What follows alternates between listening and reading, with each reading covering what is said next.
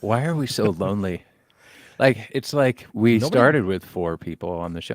Actually, the very first show was just 3. It was me, Sharpie, and Bob Taylor. That was the very first show. And right now it's you, Yeah. me, and Yeah. Roger. And Roger. Okay, so Yeah. 3 So it is 3. One is kind of living non-participatory. beings. He's more of a visual affect. Affect. A visual affect. On that note, people came back to watch the show, so maybe we should start the show. It's Yeah. Tuesday.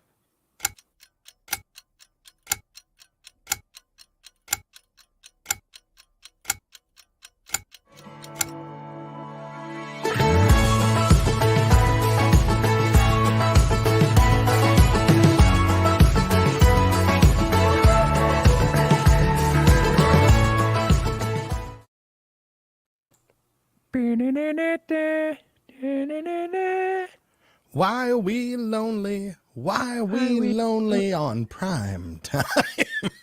Because Gabriel went to Disney World Right? with his kids. Like, he thought that was a good idea. Hey, he's got to catch Splash Mountain before it closes. I think today's the last day or something like that. Or maybe that's the Disneyland one. Maybe Disney World closed already. But Why are they closing it? they're going to make it, well, because it started with Song of the South, and that has some overtones that may not be politically correct anymore. So they're making it into a new ride, and it's being called Tiana's Bayou Adventure. So that's why they're closing it for about a year. For about a year. Yeah, about a I year. like how you're up on the Disney news. Happened to be reading it as I was eating some rice and beans before I came on the show. Rice and beans. I've been meatless for 24 hours. I have been for about 30 years, I feel like now. So, Yeah, well, I'm trying this thing out for a little bit and see what happens. are you? I could give you some pointers. I know you could. Well, anyway, hey, welcome everybody back to the show. It looks like we're lonely, but the truth is we're lonely. See, so we wanted to hang out with you guys. Come on here and hang out with you guys. But here's the deal. We're so busy right now with so many different things. I'm sure that you guys are starting to hear little things, maybe some things changed recently. We're going to talk about that for a minute here tonight. Mm-hmm. But Mike and I were talking today. It would be like, I mean, the way our schedules are working right now, it would have been like 6 weeks off. That would have and been a then long time. 1 week back, and then we would shut down for the summer. Yep. And Mike and I felt like we couldn't handle all the hate we were getting from my mother. So we were like, I'm like, Mike, I was begging you earlier. Remember, can we do a show tonight? Please, please, please. What can we do? And we came up with this $20. Oh. Yeah. and lunch and dinner and breakfast tomorrow. Yeah. I get it. Anyway, welcome back to the show, guys. Thank you guys for jumping in. Holy smokes, there's still a lot of people that are watching. Yeah, there are. Thanks for that coming right back, there. everyone. That right there, my friend. I have to say to all of you in the feed, thank you for coming back and hanging out with us. Mom, thank you for yelling at me and telling me to do a show today. I surprised her, though. I acted yesterday as if we weren't going to do a show. It was so great. You know, and I said, who are you text messaging right now? Gabriel on Splash Mountain? Yes, I am actually. And I'm saying, hey, how long is the line? Can you get me a fast pass? And I'll be there in a week. That's so good. Anyway, no, Gabriel's off. We had a guest, but I decided to hold the guest for a later time because the guest is going to be super, super, super special. Yeah, Eric Clapton can come on anytime. I mean, you know, he's. Oh wait, did we just give it away? Sorry. Who can come on here anytime? I said Eric Clapton can come on anytime. You know, we pushed him off this week. It's okay. Oh yeah, Eric Clapton. Yeah, slightly. Okay, conflicted. Okay, here's this one real quick. Wow, you can't be conflicted because none of us here at Taylor like the Dodgers. Yeah, it's not true. You know what? We have some Dodgers fans. Osman's a Dodgers fan. He is. Yeah, Mike Osman is a diehard Dodgers fan. I'm a diehard Yankee fan. JR is a Dodgers fan, right? I believe he is a fan of the Doyers, yes. Jacob we call in customer service is a Dodgers fan. Yep. The new guy, you might not have met him yet. He's awesome. Yeah, no, Jacob. Yeah. I did. Yeah, I met he's Jacob. a Dodgers fan. Good dude. Yeah, Dodgers fan. Pat Jorgensen is not a Dodgers fan. No, he's not very much a Padres fan. Yeah, he's a Padres fan. Yeah. Well, how about we don't talk about 2 minutes of sports right now? Yeah. And we get into the show just a little bit. And because it's already been 5 minutes, 36 seconds, and we haven't talked about anything we were supposed to talk about yet. What are we actually supposed to talk about, though, Jay? Well, we're not supposed to talk about the Dodgers anymore. That's for sure. Okay. Tonight, we're talking about our favorite Taylor guitar models right now. Indeed. We each get to pick 3. Yes. All right. So we're going to talk about that in a minute. And we're going to play some content. We're going to play some videos for you of these guitars. We are talking about new strings. Yes. Right. Yeah. We'll definitely be talking about strings. that. And we're going to have an interactive. We need you guys to help. So start thinking about this. Towards the end of the show, we are going to collaborate with everybody in the feed right here to create the ultimate Taylor artist playlist on Spotify. All right. So you guys got to think of some Taylor artists who have recorded with Taylor guitars. They have to play acoustic, so they got to be acoustic songs probably. Right. And send us those songs. You're going to start putting them in the feed later. We'll tell you when to do it because we don't want to lose track of them right now. But we're going to do that. We're going to hang out. But first, before we get started, you know the deal here. Let's keep the feed clean. I don't want to put anybody in timeout. Anything derogatory or out of line, I'll put you in timeout. I don't want to have to do that. I want to hang out with you guys and have a good time. Zero hate this week, except for my mother telling us we better have a show. And it was kind of like that like, you know, it wasn't even FaceTime. I wasn't even FaceTime with her, but I could sense the like, I'm disappointed in you tone. Yeah. It's not angry or sad, the disappointment factor. When a parent tells you they're disappointed, that's just a new level of awful that you feel. Yeah. I'm not angry. I'm disappointed. I know. I feel that. She was totally disappointed. So I didn't want to let her down. Mike, we could do What Are You Listening To, or we could just save that until the end. What do you think? I mean, why break with tradition? Oh, you want to do What Are You Listening To then? Yeah, why not? And we'll see what everybody else is listening to. Well, then again, we could also tie this into, you are right. We could tie this into Taylor artists, because I'm sure that, at least one of us is listening to something that has a Taylor guitar in it. How about we wait? We'll wait. Let's wait until the end. Okay, we're going to wait. You know what I would like to do? What I would like to do? I'd love to do this. So you've done 92 of these things, right? I have done 92 things, Mom. But not one time has anybody asked you useless questions. Mike Venezia is going to ask me useless questions? Oh, yes. All right, I'm down. Let's do this. All right. And we're gonna go with some of the greatest hits, but then a couple others. I'm just going to kind of like... Time out. Time out. Get on with the guitar talk. We got one. 8 minutes and 32 seconds. Jim. There we go. We will be right there. This is a Guitar Nerd Talk show. We talk about some weird stuff up front, and then we'll come back. In fact, we'll probably get to it a lot faster than normal. All right, go for it. Two of us. All right. So, David Parkin. Yeah, J. David Parkin. J. David Parkin the first, I'm guessing. Yeah. What is your favorite color? You know what? I tend to say blue, but it's turned into more of a turquoise since I got older. Probably it's a because type of blue. It's a type of blue, but royal blue used to be my deal, which is weird because I'm not a Dodgers fan. However, Dodger blue, unfortunately. Okay. Well, we won't hold that against you. All right. Now this is the one that everybody wants to know. Yeah. Pancakes or waffles? Both are just a vehicle for syrup. However, I might lean into when Jason Verlinde was on the show and he said waffles. I believe he said waffles, right? I think in the end he went waffle. He went waffle because the syrup kind of sits in the waffle. Yeah, they're like reservoirs. You know what? No. Pancakes. Good, because that's the better answer anyway. Yeah, that is actually the correct answer. Waffles is always wrong. Yeah, okay, pancakes. Not that waffles are bad, but waffles versus pancakes, pancakes is the answer. Got it. Hardcore, emo, or screamo? Oh man, that is a good one. So, oh man, genres, huh? Music genres. I was involved with a lot of screamo bands when I was younger. I grew up listening to like I came up with like the originators of emo.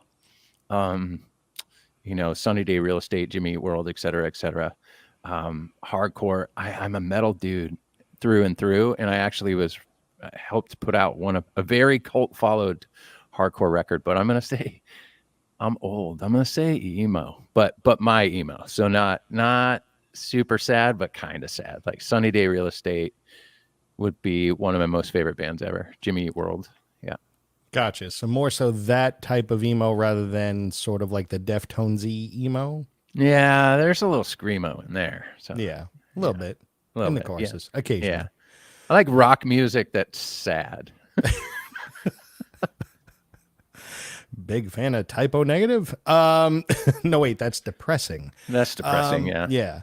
All right. Pineapple on pizza. This has been asked of many guests. What is your final answer?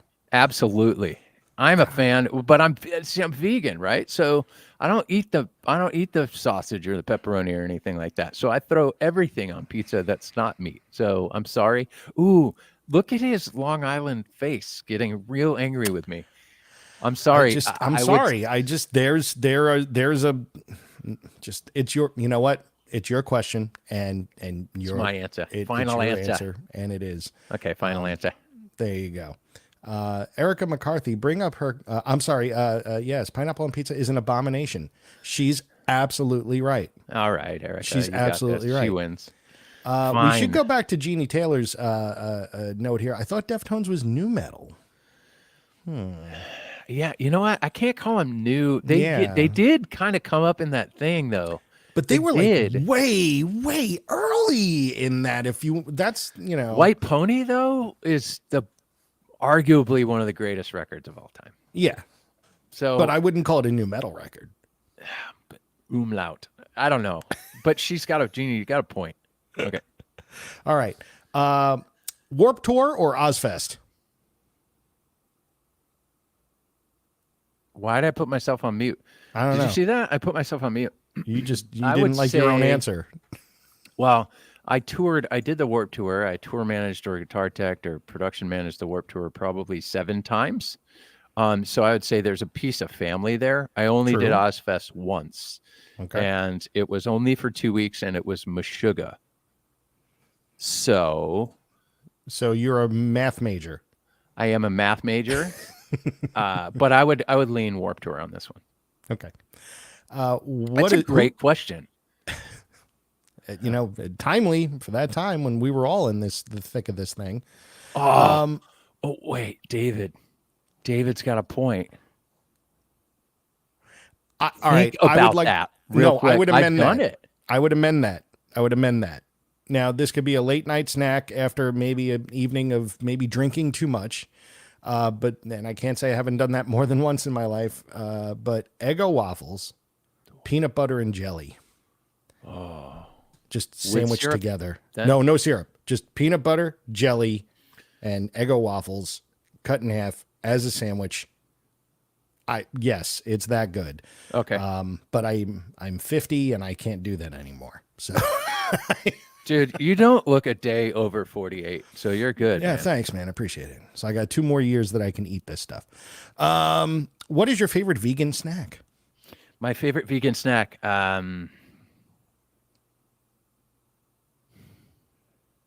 What? Can I just say my favorite snack? Because Yeah, it's vegan. It's vegan, but wrote the question. I did, but that one in particular was for Jason. Okay. My favorite vegan snack would probably be, you know what? I really like. I like peanut butter that is just peanuts. You know what I mean? Just ground peanuts, yeah. I'm sorry. Go to Whole Paycheck, and I will get just organic peanut butter. That's my deal. And Terry Myers and I have connected on this. And at night for dessert, I go 1 little scoop and I eat peanut butter. And that would be my favorite snack, be it vegan, of all time. You know what, Stan? Oreos are pretty amazing. Are vegan. They're accidentally vegan. That guy Yeah. had one job. He had one job, and he made them vegan. So we Yeah. appreciate Oreos as well. Yeah. Okay. All right. Last one. What was the best live concert you've ever been to? Oh man, I've been to a lot of live shows.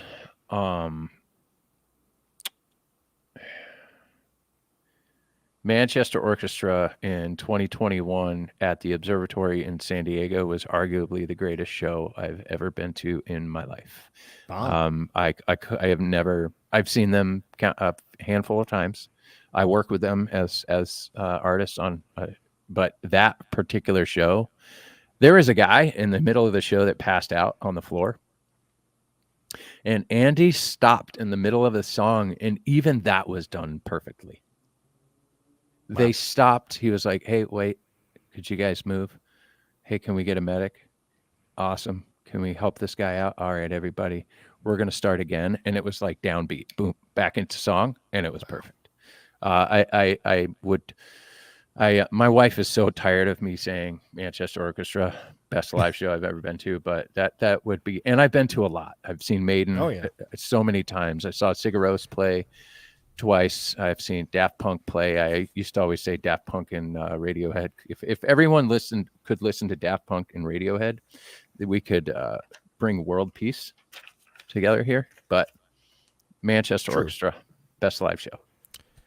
Well, thank you, Jay. And that was Jay answering useless questions. Back to you, Jay. All right. Foreigner. Black Max wants to see Foreigner. Well, that may have been the best concert he ever went to. Yeah, I'm jealous. I've seen Foreigner and they're killer. As the kids say, I'm jealous. Totally jelly? I'm totally jelly. Okay. Let's get into this show. It's been 17 minutes and 14, 15, 16 seconds, and we need to talk about this. Mike. Yeah. Recently. Oh, by the way, how are you doing?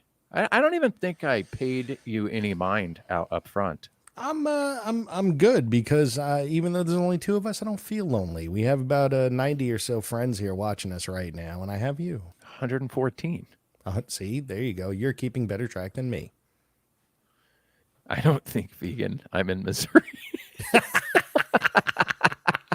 Actually, I think it's illegal in Missouri to yeah, absolutely. Vegan, I totally get it. You want to know why I'm vegan? My mom knows. The first job I ever had, I did cleanup at a butcher shop, and I was wildly underage to work. I think I was in 8th grade or something. Mom, correct me if I'm wrong. And would talk the bus driver into dropping me off like at the job and they let me work, me and another friend of mine. And it wasn't fun. And at that point I was like, I'm not the biggest fan. So that's how it happened. Okay. Fair enough. Now that you know. Yes. Tom Petty, Red Rocks. Oh, jealous. Anything at Red Rocks. Anything at Red Rocks. Okay. Let's do this. Mike. A couple of weeks ago, we announced that we changed strings that we string up Taylor guitars with. We did. And I know there are some questions out there. And I want you guys to know that we're hoping to have Andy on later in June before we shut down for the summer to discuss some of these things. So if we don't answer all your questions here, we do actually have a little clip of Andy talking about this string change with Jim D'Addario and Bob Taylor. So we're going to play that in a minute here. But if you have questions, keep them. Ask. We'll answer what we can answer. But if we can't, we will ask Andy again when he's on. But Mike, tell us about the string change. You did the training video. I saw it. I did. And the reasons for it, I don't think that's really for us to say. I would rather leave that for Andy overall. But what I can say is that in the end, we've been using and working with D'Addario for years. This is not the first foray into using D'Addario strings. Anybody who's played any one of our nylon string guitars, those are D'Addario strings. Anybody who's played our GS mini basses, D'Addario made those strings for us. They didn't exist So D'Addario actually created those strings for us. And then, of course, when we started the American Dreams during the beginning of the pandemic, we were strapped for strings too. So we said, well, maybe D'Addario can hook us up, and D'Addario did. And we started using strings for those guitars that were exclusively D'Addario strings, and then all of our other guitars were Elixirs. And just over time, we've partnered up just tighter and tighter with them. And I could tell you from somebody who's played on them, they feel great, they sound great, and they last as long, if not, and I'm going to say if not longer than Elixirs. Because the one thing that I haven't experienced in all my time of the time that I've been using them, I haven't gotten that fraying in the same way that the Elixirs do over time, because eventually any string over time is going to fail depending on how long you play it and what have you. It eventually goes bad. You need to change them. That's why we always encourage changing your strings. You want to have fresh ones. But if they have the coating on it, they do tend to last longer. And I feel that the D'Addario XS strings is a real big uptick and improvement from their prior iteration of coated string. It was really a big jump. And Andy explains it. There's a 45-minute video that you could see floating around. It's floating around. I know it's on D'Addario's site, but we're going to show you a clip of it today that kind of gives you a little bit of why Andy really, really likes these strings. And he just really, truly enjoys them. And there's metrics that need to be hit. If you have strings, I always say strings are important. That's what first thing in the video, strings are important. Without strings, guitars are just non-functional pieces of art, So it's very important what strings you put on. Plus, we all know that how a guitar feels is going to be as important to your playability as is to your sound. If you play it better, it's going to sound better. I'm gonna pull this Bob's comment up here. He tried, XS have better tone, but I went back to Elixirs because they feel better. And there's nothing wrong with that. There's nothing wrong with that. I think that Andy and Bob are the first people to say, in fact, there's a video out on YouTube. I'm not going to link it here. You could probably find it. We did for a while a series of content with Andy Powers called Coffee and Guitars. We're going to restart that probably either at the end of the year or beginning of next year. And one of the questions was, why Elixirs, right? Do we prefer Elixirs? Well, at the time, we still have a really great relationship with Elixir. That is for sure. And we will always have a great relationship with Elixir. There are, again, like Andy and I, or like Mike and I have said, or like Mike said, we're not going to get into the why. More so, we can tell you that our companies align very well, and it just made sense right now for us to do this. And we like XS strings, and we have a great relationship still with Elixir. Going back to the bass strings, Andy actually helped innovate those strings, right? Because he needed to figure out a way for a phosphor bronze string to work at that scale length. So we already have been just working very closely with them to help develop things. Our nylon strings, right? You said that. Our nylon strings are D'Addario. Our bass strings are D'Addario. We did I think just a standard EJ17 for the American Dreams at the beginning. And then now also the nickel bronze that's on the AD27E flame top. Nickel bronze. So when we first came out with the Grand Pacifics, we came out with the 517 and 717. Specifically the 517, Tim Godwin and I would put nickel bronze strings on almost every guitar that went out. We absolutely love that string. I think that's great. But at the end of the day, back to what I was saying, Andy has always said, you know what my favorite thing is for you to figure out what feels good for you once you have the guitar in your hands. So, he said DR was always my second choice. Some people think DR is their first choice, or Stringjoy. I know Gabriel O'Brien loves Stringjoy. He also loves the XS strings a lot. So do yourselves a favor, try them out. I think we should play the clip of Andy real quick so that Yep. you guys can get a feel for why he likes the choice we made. So I'm going to find this clip real quick, and it's about a minute long. We'll see you in a minute.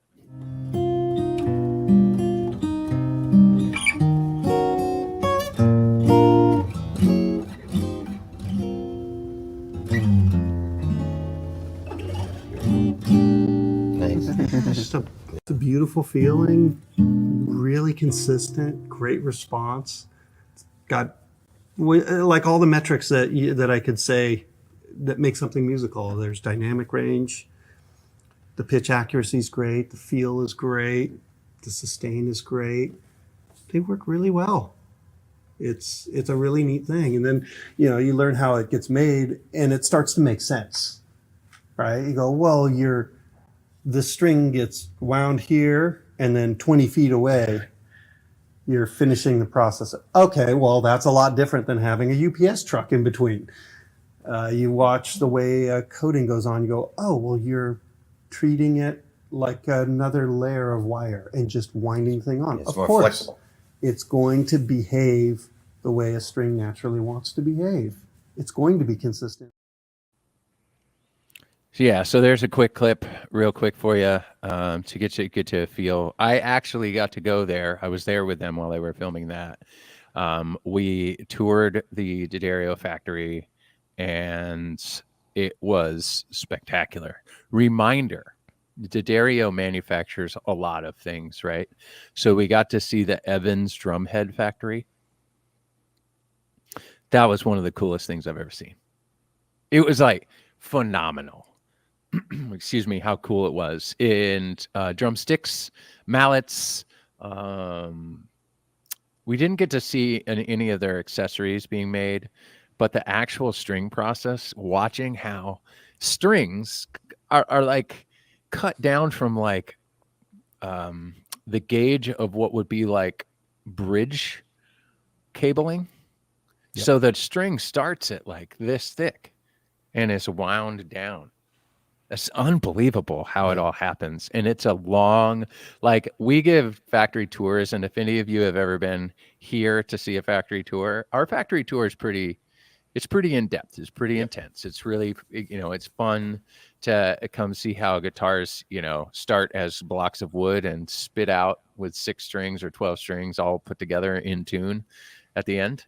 But strings, that's a whole different process. It's really, really, really interesting. So I would say what I learned from going there is Bob, Andy, Kurt, Jim D'Addario, and the D'Addario family are very like-minded. Yep. And so it was just as if I went and hung out with my long-lost cousins that I never met before. And it was spectacular. So again, we're going to have Andy on and talk about it. We needed to chat about the very thin elephant in the room, if you will, because we have been getting some questions and stuff like that. But again, they're your strings. Do your strings. They may not be great. They may not be perfect for you, but we love the relationship. What do you say, Mike? Am I right there? Did we do it right? I would agree. It's. I mean, if you ask, Bob back in the day, why did we choose Elixir? Well, we like the way that they sounded, but of course, the longevity of the string, as guitars hang in stores, that's a big factor in how it sounds, and that was really the first that that I had heard of personally. The first company doing something like that, where it added life to strings. You always heard of companies treating strings differently so they sounded, snappier or brighter or what have you, but they would last half as long. Here comes a string that lasts 3 times as long and sounds pretty good too. And now, my opinion, and again, I'm sure Andy will expand upon this when we have him on, is that not only do you get the longevity, but in his mind and in his ears, and to mine as well, you actually get a better sound. So now you're getting an increase in length of time of being able to play it, holding up to the rigors of the road. For those playing, gigs, weekly, daily, they'll hold up to all that, and they'll feel good, and they'll respond well, and they sustain well, and they sound good. The tone of the string is good too. So you're getting, what we feel is probably even more out of it. Yeah, it's really interesting, John. This question's great. So a serious question: do your guitars sound bright because of the strings? What's interesting is we've asked Andy this question a lot, right? And it could be. There's so many factors with acoustic guitars. Oh, yeah. There's so many factors. Even the room you're in, right? The tone woods, the size of the guitar, all of this. We talk about this quite often. But in this one, I would say it's subjective. Yep. What is bright to you? Maybe I know you're gonna want to like flick my hat through the camera real quick, but what sounds bright to you might be warm to somebody else. Yep. What is blue to me might be red to Mike in a weird way. Does that make sense? So I think the Taylors are too bright thing.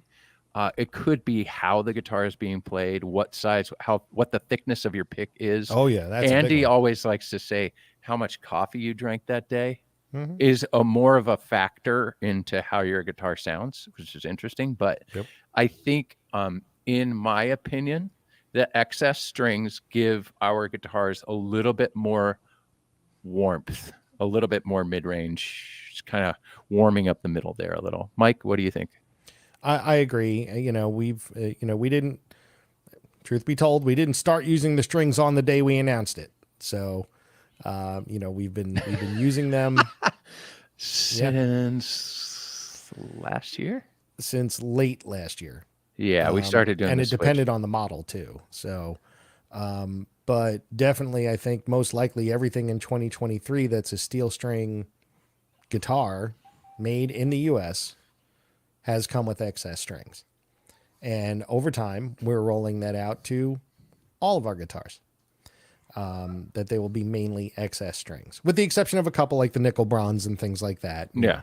There are a couple of asterisks in there, but for predominantly they're going to be excess strings, and I think they feel great. I think they sound great. That's not dissing a great company like Elixir. Yeah, no. I if somebody said, well, this one has Elixirs, I'm not going to go, well, change them. I think we should do a show with some of the folks. Maybe. Absolutely. I have a couple of people that I'll call over at D'Addario and see if they want to join us for a show. Maybe down the road, maybe after Andy's episode, we'll have somebody on. I saw another comment in here. Are you doing factory tours again? Ken, we are going to do tours soon. We actually had a thought that we were going to try and get them done this year. But it's just, we have too many things, too many irons in the fire right now. You guys, we are so excited. We're working on a bunch of really, really, really cool stuff. And I know it's Taylor. We're always innovating, right? We're always putting out new instruments, but we do have a lot of stuff that's coming this year, and it's going to be fantastic. So keep your eyes and ears peeled for that. But I believe the latest was, and I believe we're going to push this into 2024, and then we're going to early 2024 open our doors back up. We did open our visitors center, so that is finally open again post-COVID. So we're excited about that, but tours not quite yet. All right, Mike. I think it's time. Is it time to go for staff picks? I think it's time to go for staff picks, because you know what I would like? I want to hear what your instruments are. Well, getting into this. I know what your instruments are because I put the content together, but I would like the feed here, our friends over here in the feed. What? You can never drink too much coffee. Right, but if you drink too much coffee, your guitar might sound bright. Yeah. And fast. Super fast. All right, Very Mike. fast. So here's how this works. We had this idea putting this show together so that we could come on here and touch base with you guys and hang out for a little bit, which is, we appreciate your time and we appreciate you guys hanging out with us on Tuesdays. But we really wanted to talk about guitars. Mike and I really like to talk about guitars. And the funny part is we like to talk about Taylor guitars too. right? There are other guitar brands out there, electrics. Mike and I are probably more predominantly electric guys, would you say? I'm way more of an electric guy. I'm definitely far more electric. Right. But guitars in general are fun to talk about. It's a guitar nerd talk show, and we never just get to talk about what we like the best. I mean, like I have this stupid thing back here with now I've added pink knobs. That's pretty tight. You know, here, it's still. Oh, you're gonna zoom in on it. See, it's coming together. First time you all saw it, it had all holes. Now it actually has pickups and pink knobs. What pickups did you put in there? EMG 89 and 81 with coil taps. Yeah, I think it's the 89X and 81X.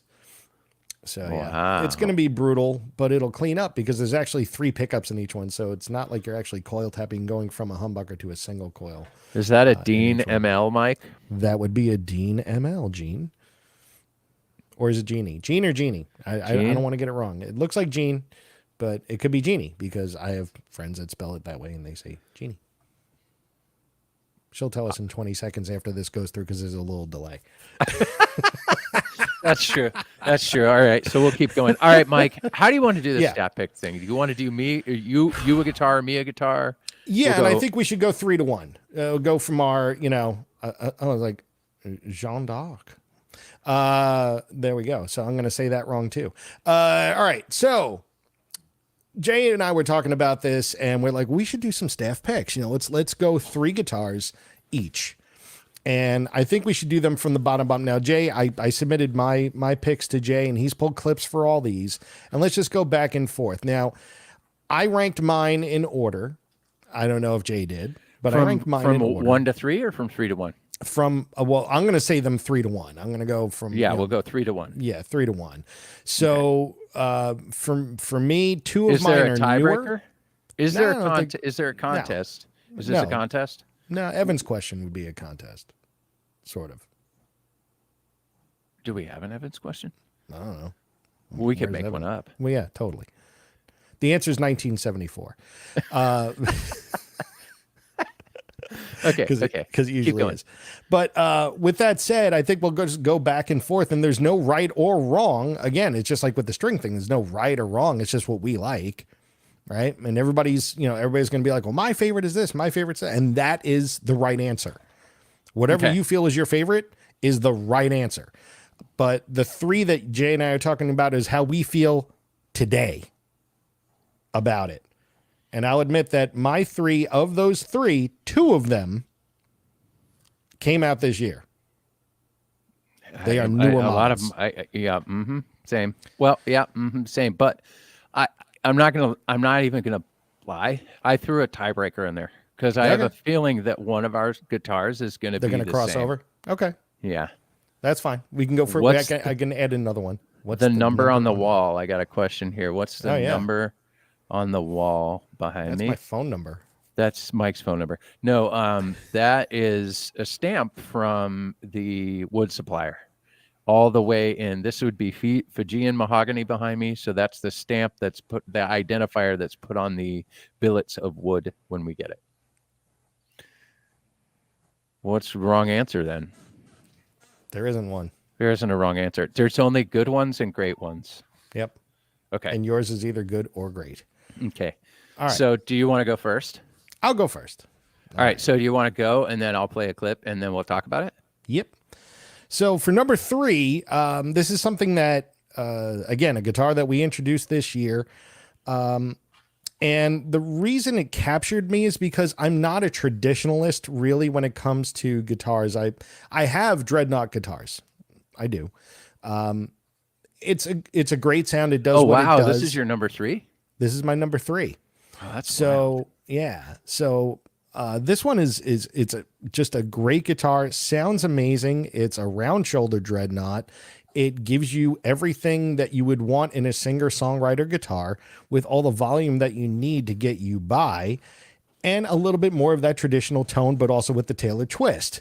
And that's the 417E. And for all those reasons, plus the fact that it's a more attainable guitar. Hey, Mike. Yeah. Can I time out real quick? Sure. Okay. My mom sent us a text. Uh-oh.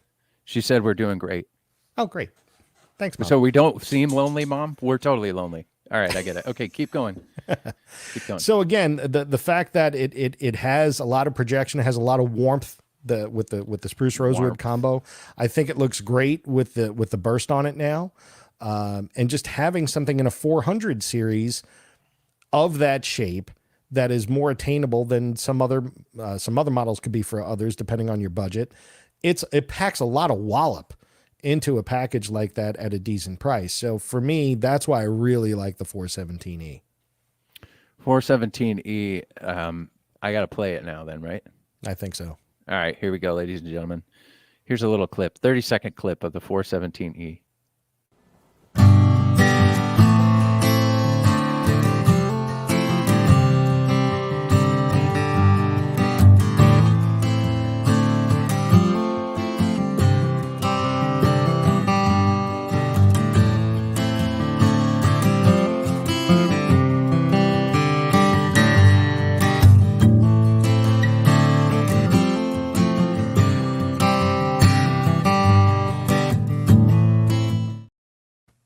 Yeah, that guitar's a beast. Yeah.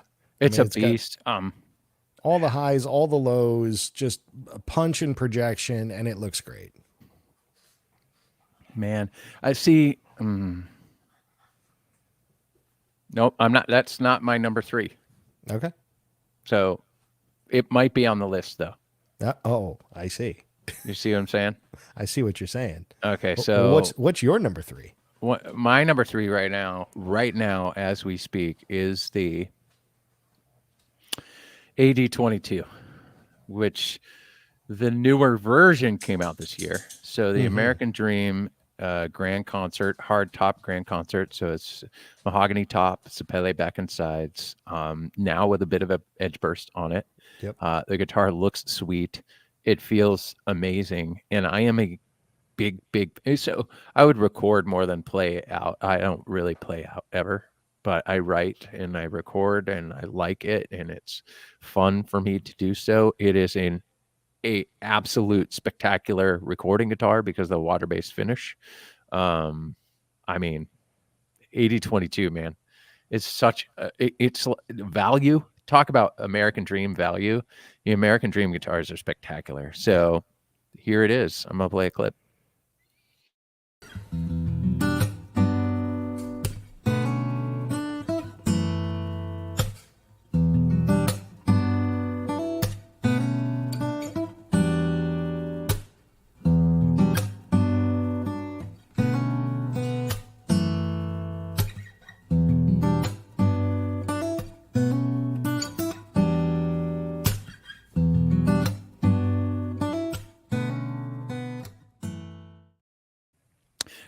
Woody. They're really woody. Yeah.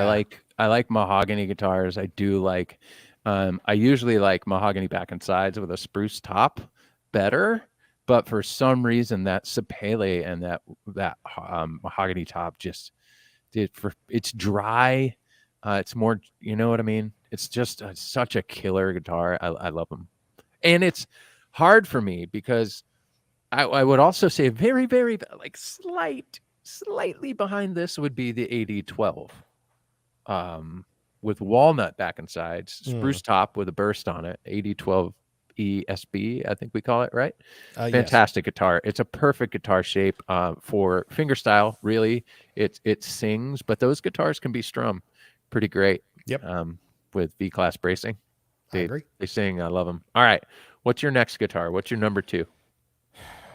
Number 2 and number 1 were really hard for me to differentiate as far as like which one I like better sound wise right now. By the way, everyone in the feed, this was super hard. Yeah, this was not easy. Yeah, I know you guys are like, shut up. You guys are around these guitars all the time. No, it's hard because I think because we are around them all the time, it makes it harder. Yeah. You know, okay.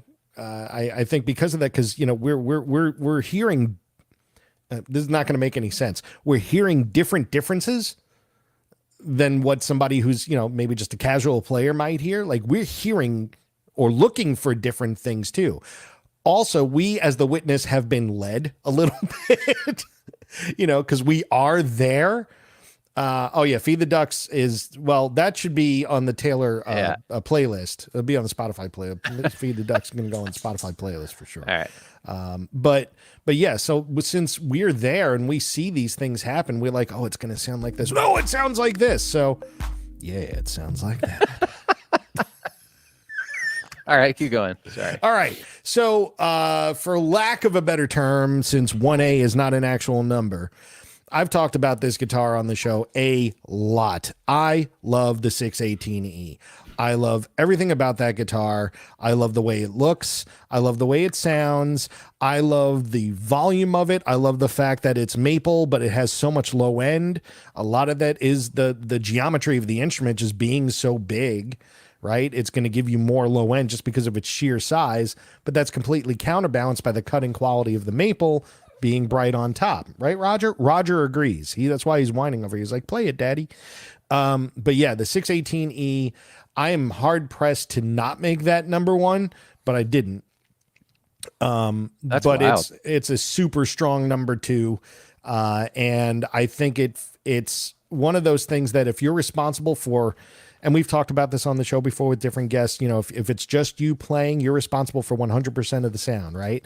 So you need to fill more space. Something like that is going to fill that much more space for you and give you that much more EQ range and volume and fill everything up. Is it great if you're in a group with like 6 or 7 other people? Maybe not. It's a little bit much. But if it's you alone singing or you in a duo situation, it's phenomenal for that and for recording. Yeah, man, that guitar is a beast. It's definitely in my top. So again, the rules here were top 3 today. Yes. So I want you to know the 618 is definitely in my top 5 at all times. So I'm going to go ahead and roll a clip. Oh, yeah. Maybe. If he has the clip, he'll roll it. If I have the clip, I'll roll it. Oh, man.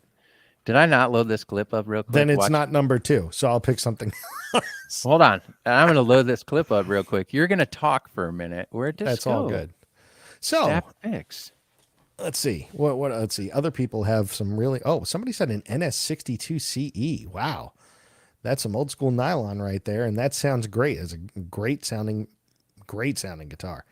Amazing sounding guitar. It's uploading. It'll be here in just a second. This is a low budget show, ladies and gentlemen. All right, we got it. You guys ready? Yes. It's 618E. I knew we made it. I made it earlier.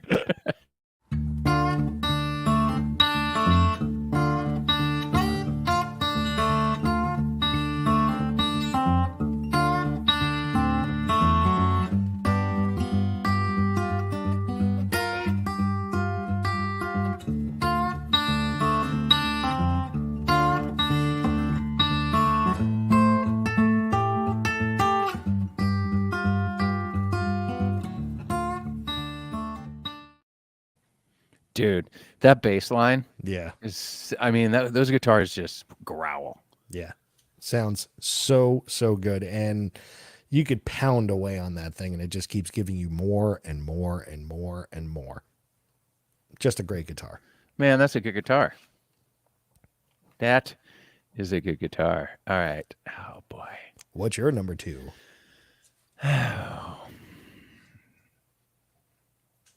Again, this was hard. I know you guys are like, stop with this dramata. The dramata. Stop with the drama here. Okay. 811E. Oddly enough, tone woods here are similar on my last 2 guitars, but it has to do with size. A long time ago when we first launched the GT shape, the Grand Theater shape, we did a podcast with Bob and Andy, and Bob was talking about how the GT shape, finally we have perfect acoustic guitar geometry. And I didn't get it until I started playing with that one came out. When the 811 came out, it was like moment of clarity. Oh yeah. The 811, 800 series appointments, spruce, Sitka spruce on the top, East Indian rosewood on the back and sides. The geometry of this guitar. I'm a giant. I'm 6'5". I have, long arms, and I just wrap myself around this little tiny guitar, and it's just perfect for me. So I'm going to play a clip real quick, and then we can talk about it a little bit more. At least I thought I was going to play a clip. Oh, here we go again. Oh, it's right here. I had to find it. It's a mess back end here. It's a mess. All right, I found it.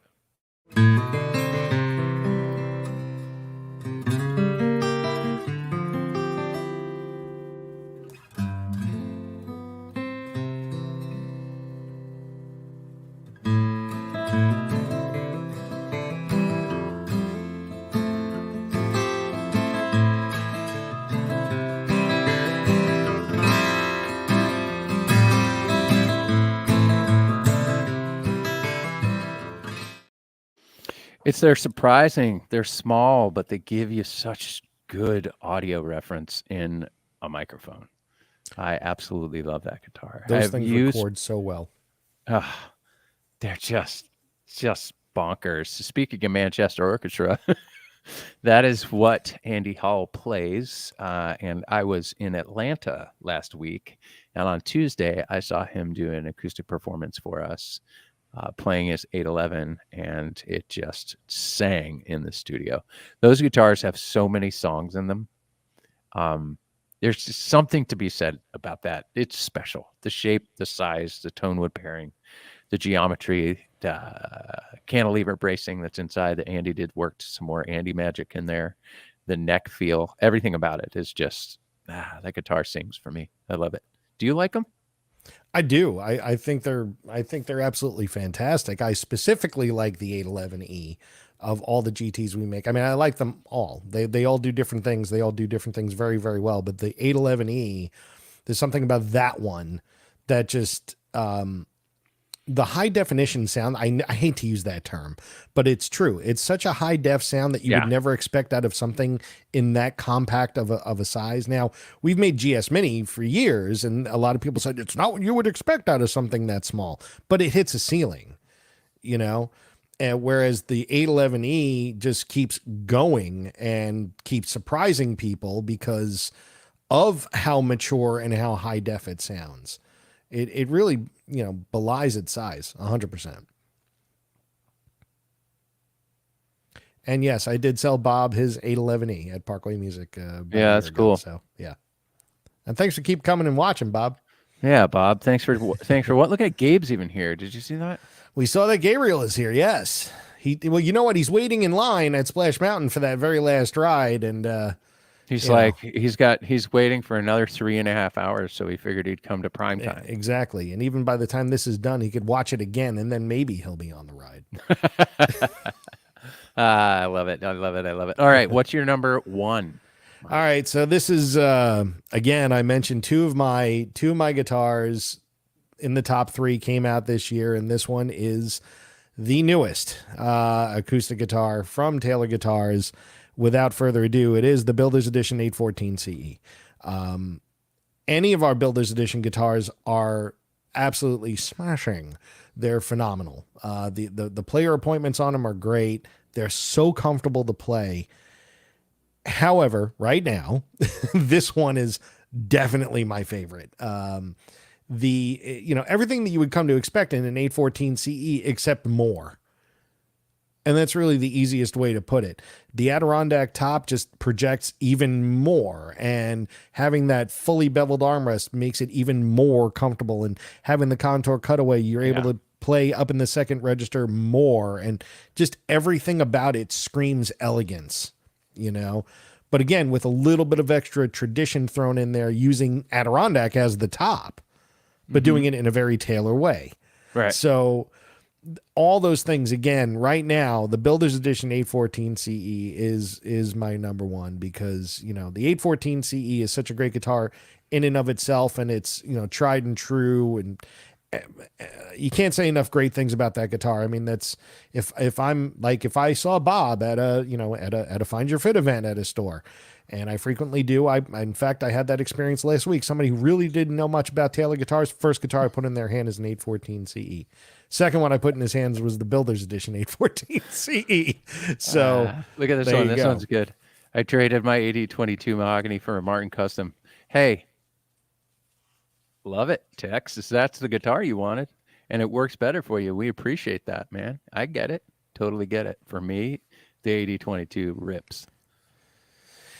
You want me to play a clip of the Builder's Edition 814? Will you please? Okay, I got it. It's coming. Because somebody's going to play it way better than I do. I know. Here we go.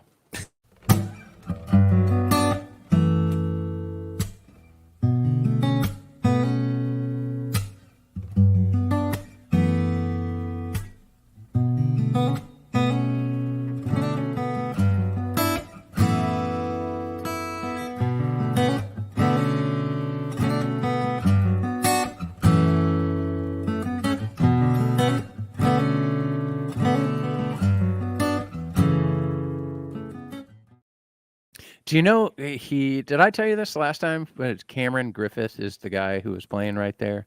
He was like a defensive end or an outside linebacker for like UCLA. Oh, wow. Football. He chose to do music instead of being a professional football player. I really enjoy his decision. He could do that way longer. Unbelievable guitar player. He's really great. And that guitar is so beautiful. They are really, really beautiful. It's the first Builder's Edition guitar with an all gloss finish. That too. And partly because Andy wanted to show off all the woodworking. And it does. It really does show off all that woodworking that goes into it. So that was my number one. Now that leaves another number one, which I think I know what Jay's number one is. My number one, man, it was your number three. So my number one is the 417. It is, I have, we make a lot of great guitars, but I would argue that this is the best guitar we put out in a very, very, very long time. For me, it gives me everything I've ever wanted. It's not as scooped in the mid-range as regular like 800 series Rosewood, right? There's a really defined low and defined high with a real scoop mid. We talked about the shape of the body pushing the mid-range just a little bit. I know there's a thickness, slight thickness. I mean, we're splitting hairs here on the finish. It's a little heavier finish, so it gives a little bit more of that warmth in the middle. I really like Gibson J45s. They're mahogany. They're spruce and mahogany, right? This is spruce and rosewood, and it is a spectacular guitar. You guys already heard a clip. I'm going to play a clip, and then I want to talk about our tiebreaker. I added a tiebreaker because I knew that we would. Tiebreaker. I knew I'll pick one. I just picked one. All right, I'm going to play this guitar again, or where'd it go, though? Huh. It disappeared. Oh, no, here it is. I found it.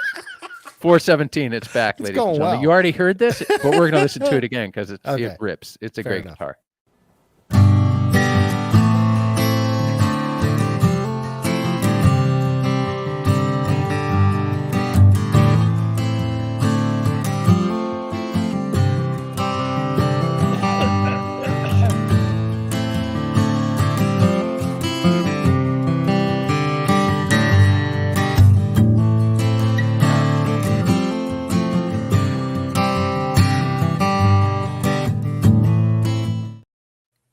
We should change the show name from Taylor Primetime to Taylor 417 Time.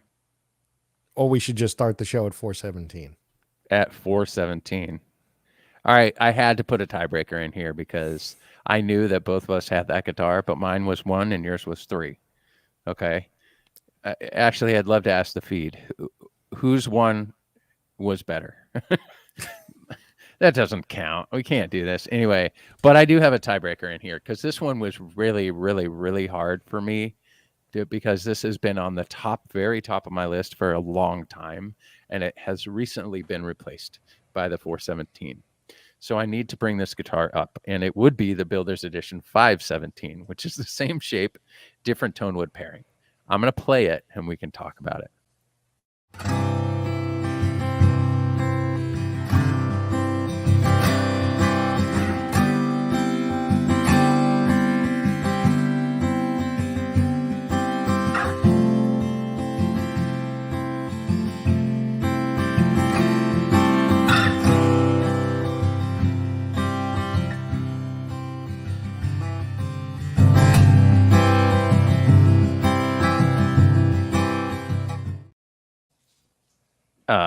You, you notice a trend with my guitars? 0 cutaways. I don't have that trend. You don't wait, have that trend. Here's the trend with my guitar. They're all awesome. Yeah, they're all awesome. I think we both win this one. Yeah, if I had to pick a tiebreaker one, if I had to throw another one into the mix right now, today, will be the Builder's Edition 912 CE in Wild Honeyburst. The Builder's Edition, what? 912 CE. That guitar was made for rippers, though. Yeah, right? So, That's the metal guitar. So, what's your point? Man, that 517, smooth like honey. You see? That's right. The 517.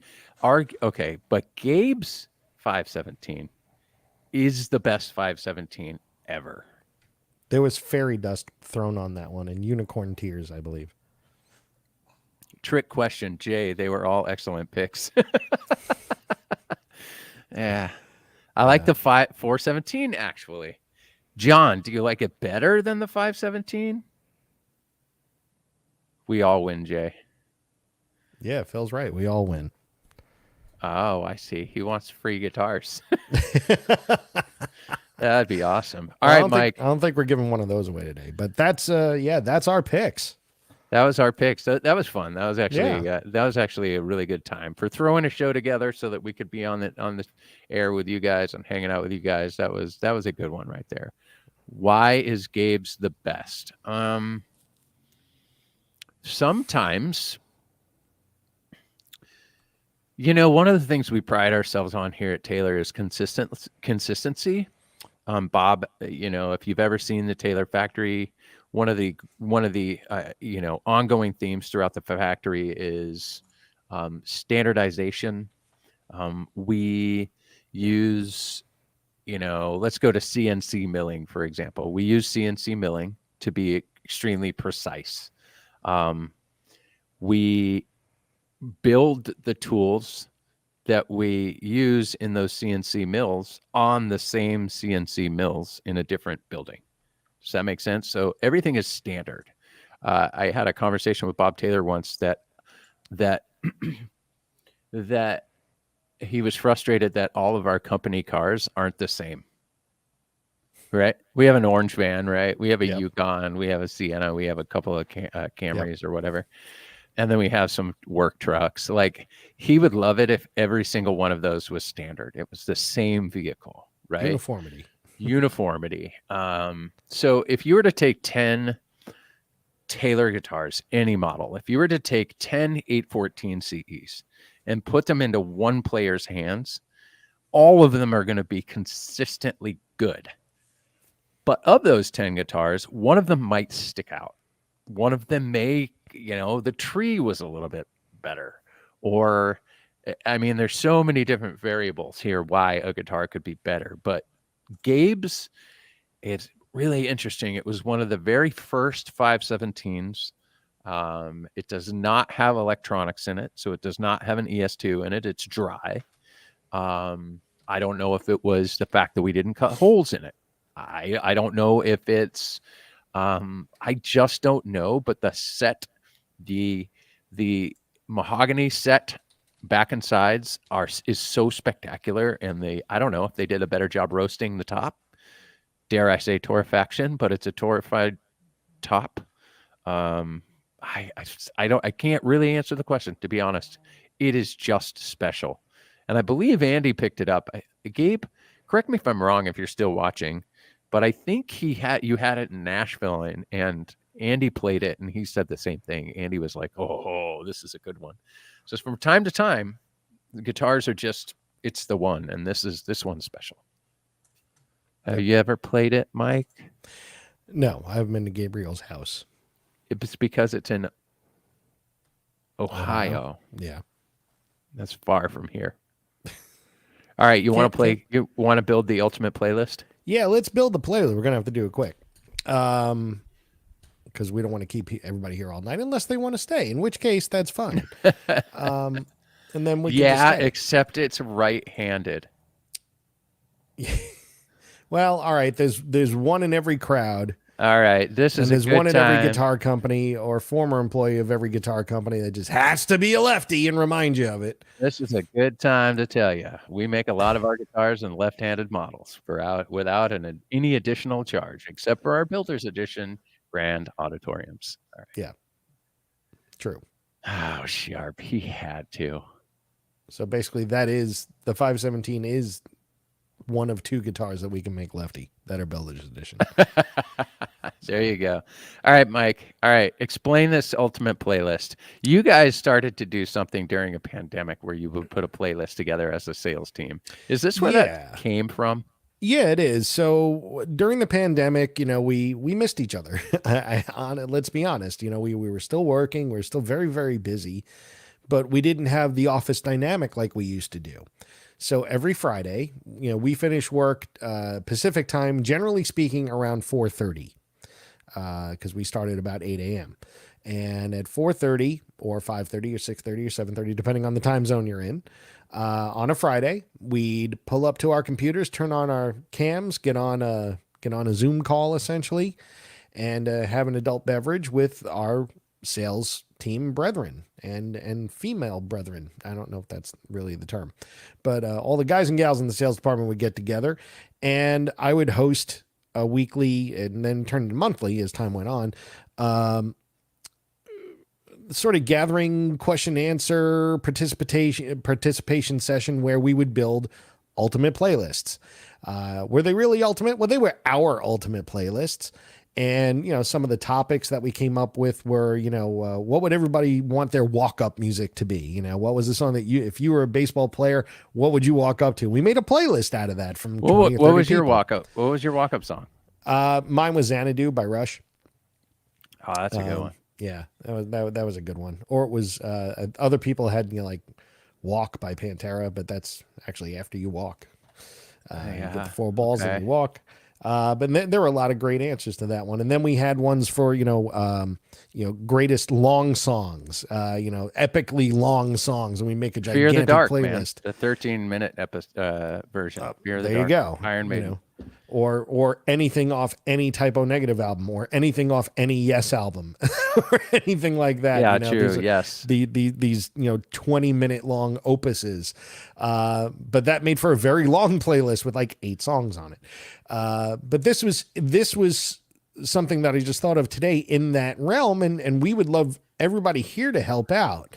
And the theme of this is we're going to build the ultimate Taylor artist playlist. Primetime playlist. Primetime playlist. There you go. So the theme of it is this. Obviously, they need to be a Taylor artist. They don't need to have necessarily used a Taylor guitar on their track, but it has to have acoustic guitar, and they do need to be a Taylor player, either then or now.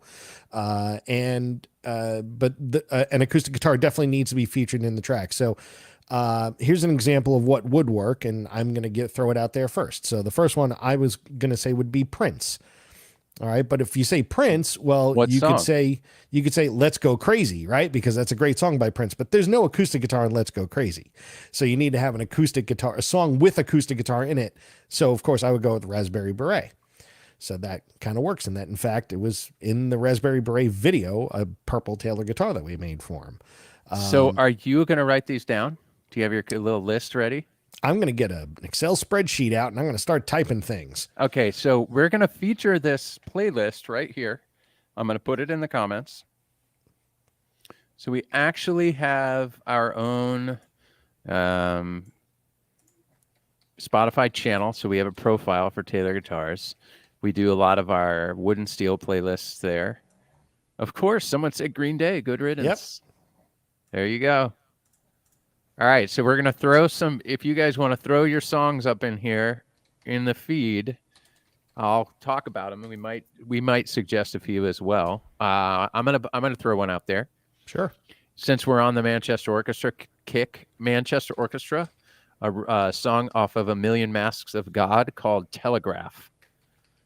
All 811 on that one. Zach Brown.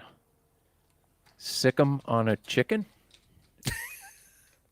Zach, that's a total Zach Brown song title. Yeah, right? that totally sounds like a Zach Brown. Even if it wasn't, I would totally believe it. Oh, I got one. We got to add this one. This is this one. Come on, ready? Mm-hmm.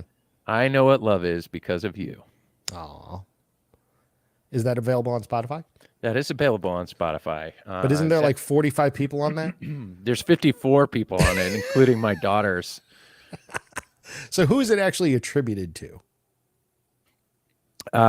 Jason Mraz, Zach Brown, Katie Tunstall, I believe. Keith Goodwin. I'm sorry. So it's Keith Goodwin, KT Tunstall, and Jason Mraz, and then Zach Brown. Featuring Zach Brown and Jay's daughter. Yeah. Let's see. We're getting, well, I mean, obviously, we can name half of Taylor Swift's catalog. But we should pick, all right, most. Almost all. Yeah. Hey, did you see that clip of her playing in the rain the other day? Oh, my Lord. With that really beautiful, brand new AAA Koa custom that she's... It was drinking so much water. Oh, do you think we should have Rob McGargle on to talk about humidity? Well, she took it to heart. She definitely took it to heart. Wow. I mean, look, she's got good people working for her. She's got great techs. I hope they filled that thing with rice by the time the show is over because, man, that was, I mean, it was pouring. It was at Gillette Stadium where that happened. Man, we are missing all these songs over here. I gotta start talking. Oh, no, we got to go backwards. You got, okay, Ben Harper, Burn One Down. All right, hang on. You know what's interesting? I learned about Ben. What? He never smoked the marijuana in his life. But a couple of his songs are about burning one down. Does it have to be burning that down? No, it could be a cigarette or a cigar. Could be. Right, but... John Denver, Annie's song.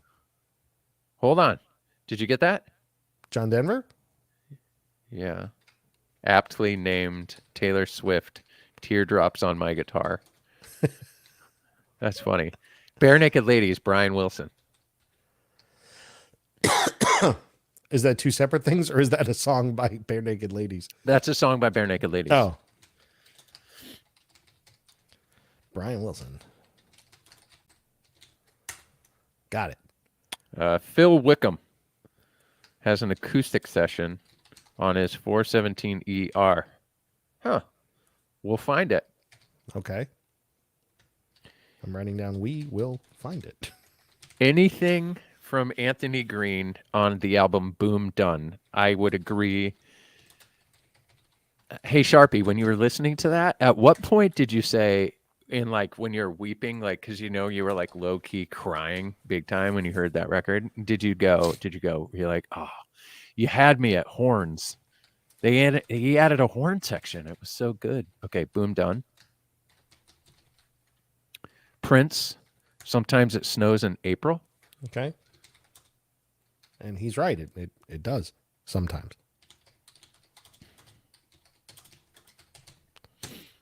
I'm typing furiously over here. You're awesome. Okay, well, what's this here? Live version of Landslide from The Dance.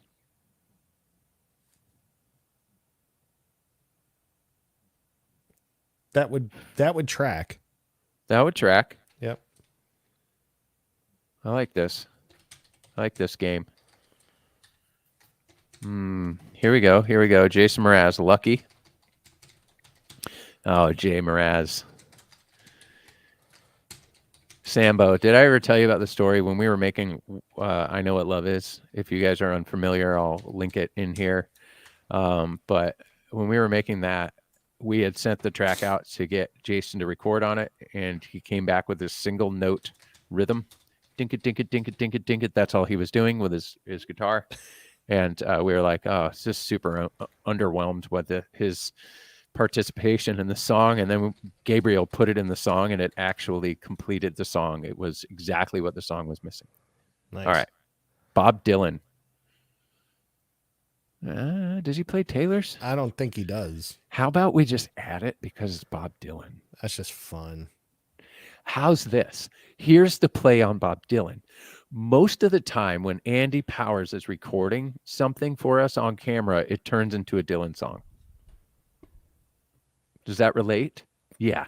Let's put this on there. Okay. We'll just be like, oh, we snuck that one in there, and somebody's gonna go, he played that on a Martin. And we'll be like, yeah, but it's really good. Yeah, but it's Bob Dylan. Anything, that's right. Any of Lizzie McAlpine's stuff should be on this list. I would agree, but I'm going to pick a song. Pick a song. Ceilings. Ceilings is great. You can hear the intro of that playing that guitar is really great. It's also one of our only standard tuned songs. Did you get John Denver, Annie's song? I got Annie's song. Somebody mentioned Stephen Curtis Chapman, The Walk. Yes. Foxborough destroyed her guitars for sure. Oh, yeah. Let's see. Layla. Good old war. Sam. There you go. Coney Island. Good old war. Keith Goodwin, my boy. Can't forget Lizzie McAlpine. Look, we got another Lizzie fan. I'm a Lizzie fan. You guys know this. Chris Tomlin. Yep, he absolutely does. Ooh, we got a Switchfoot. We got a Switchfoot? We got a Switchfoot. Boyce Avenue. Anything Boyce Avenue. Anything but Boyce Avenue? Yeah. Anything. Like dude, Boyce Avenue is so great. During the pandemic, we did a live stream similar to this with them and one of our dealers in Singapore. It was really cool. Well, we got 21 so far. Did John Denver play a Taylor? Not only did he play a Taylor, we had a John Denver signature model. I'm surprised nobody said it if we're talking about signature model guitars. I'm going to put it on there. Bon Jovi, Wanted Dead or Alive. Oh. How could that not be on there? Because I thought you were going to be like, something else by a guy named Serge. I'm not a fan. Come on, put it on there. No. Come on. Really? What do you want? Which one? I mean, I got to find a song that makes sense. Yeah, I guess maybe, what's the one? Wake Up, bada, bada, bada, bada, make up. You wanted to. Because there's acoustic guitar in that song. Yeah, that one. What's that song called? We'll get to it. We'll get to it. All right, so System of a Down is going to wind up on this playlist, and I apologize. Absolutely, System of a Down. You know, it's funny. I have a the profile view, like, because I've logged into the Spotify account. I have to make the playlist. It's really funny because it's like only I can see this, but it shows me the songs that I've listened to last, and it was like Dillinger Escape Plan. Of course, not Taylor artists. Not Taylor artists. I don't think the music lend itself. Mraz, Rand McNally. Did you get that? I did not. Jason Mraz. Tommy Emmanuel nobody's Bonamassa. saying I'm yours. You know. That's awesome. I wish that was his real name. Doesn't Dave Matthews have a signature model? Yes, but not with us. Yeah, he did. Plays Rockbridge. Yep. Yeah, he did. And if you want to throw Crash or something on there, he used to play Taylor guitars. It wouldn't hurt. Yeah, let's put him on there. What song? Satellite. Satellite? We'll put Satellite on. Oh, that's a good point. Let's do Saves the Day, In Reverie. That's a good song. Saves the Day, In Reverie. You know, I could put Testament on here. America, Riverside. Riverside? I don't think the Descendants ever put down an acoustic. No, they didn't, but we could put a Descendants song on there. Oh, somebody named the song, the System of a Down song, Chop Suey. Chop Suey, that's right. Yeah, all right. Let's put a Descendants song on there. Which maybe one even like I like food. Food is good. I like food. Yeah. Does that have acoustic guitar in it? No, they've never. And you need to have acoustic guitar in it. That's part of it. I mean, even Chop Suey has acoustic guitar in it. I know it does. All right, fine. Sorry. Nancy Griffith. What? Nancy Griffith? Had her signature model? Really? I don't know about all this. Possible. Kathy Mattea did. Yeah. Jewel. How can we What not song? put Jewel in there? I mean, we could put the hit. Put all the hits. Lisa Loeb. Oh, yeah. Stay has to be on there. Stay has to be on there. Stanger. No, Metallica never played. Stanger. Find me on his... that's interesting. I'm not sure who he is, but we'll put him on the list. Let's find him. Jonathan David Helzer. Find me. How many songs do you think we have so far? I can tell you exactly how many we have. We have 30. 30 songs. That's a good one. That's a good one. How about we do Serge Tankian? 10 more. Serge Tankian, Empty Walls. I think it was on T5Z, though. That's fine. Well, it's a Taylor guitar. It's a hybrid. It is a hybrid. Okay. I mean, what's it called again? Empty Walls. What about Neil Young? Did Neil Young any 12-string songs? All of them? Yeah. Which one? Which one should we? Chop Suey. It's too funny. It's going to be on there. It's so good. So Neil Young. Wake up. Every time you see me from now on, it'd be like, wake up. It'll be funny, like, depending on how this list comes out and if you have it on, like, shuffle, or if you're listening in order, how it goes. Like, yeah, you go from, like, System of a Down to, like, Lisa Loeb. Just the mood changes drastically in about 3 seconds. Yeah, I mean, this playlist is not going to be for everybody, but you know what? It's going to be for everybody in this feed. There's something for everybody in here, right? And there's, at one point we had 180 people watching the show. Now we only have 107 because you guys are the music fans. Bacon Brothers. Give me a song. Oh, yeah. Give us a Bacon Brothers song that you want. Yeah, give us one you want. That'd be good. Dolly Parton, Wildflowers. She plays Taylor. She certainly does. Dolly Parton, Wildflowers? Wildflowers. Dolly Parton Trio. What? Dolly Parton Trio. This is what it says. Wait. How'd that happen? This is how this said. Dolly Parton Trio. Wildflowers. Fair. I don't know what that means, but we'll figure it out. It's in there. It'll find its way on there. Okay. Now, James Taylor, I don't believe plays Taylor. His brother does. Don Felder. I don't think we can get away with doing Hotel California on that. Right. What about Randy Jackson? Alan Jackson. Randy Jackson also plays Taylor. But Alan Jackson. What about Alan Jackson? Yeah, Alan Jackson.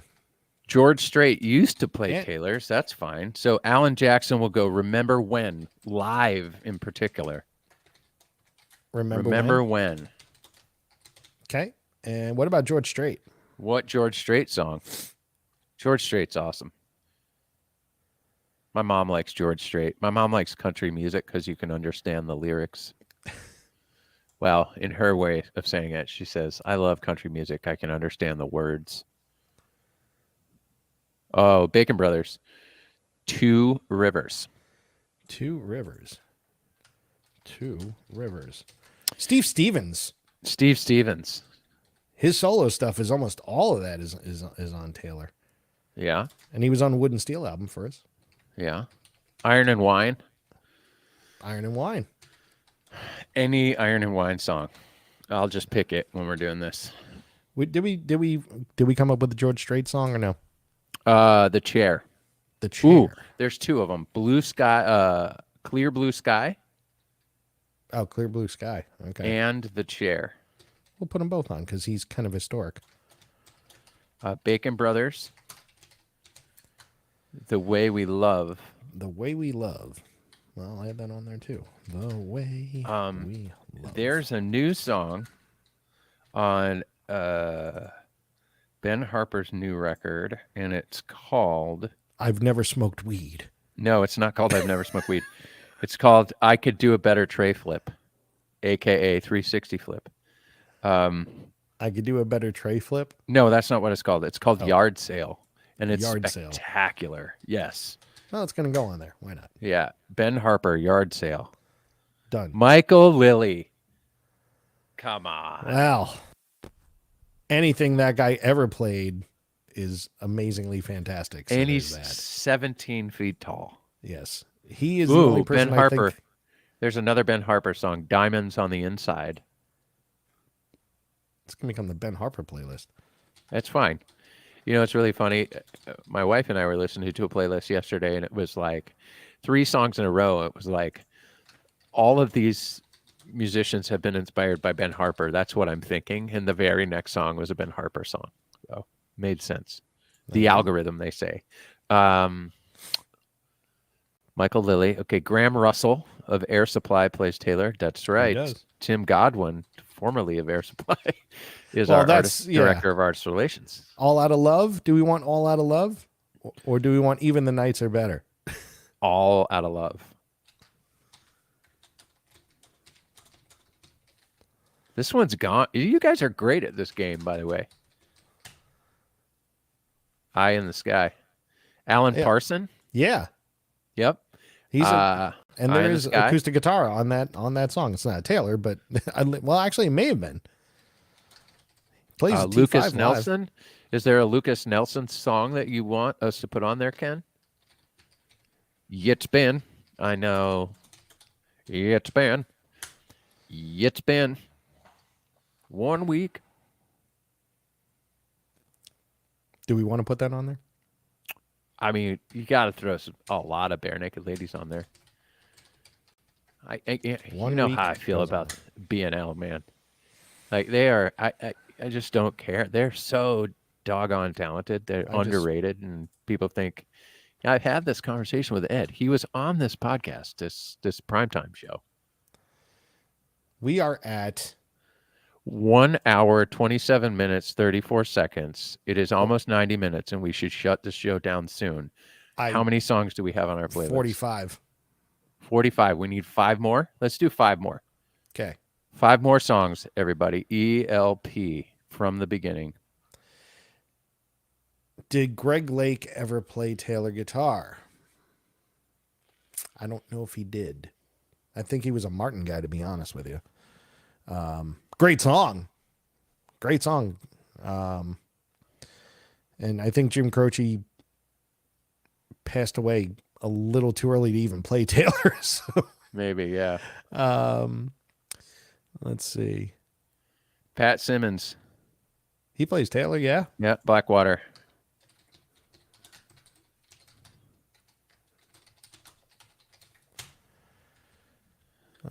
Did Peter, Paul, and Mary play?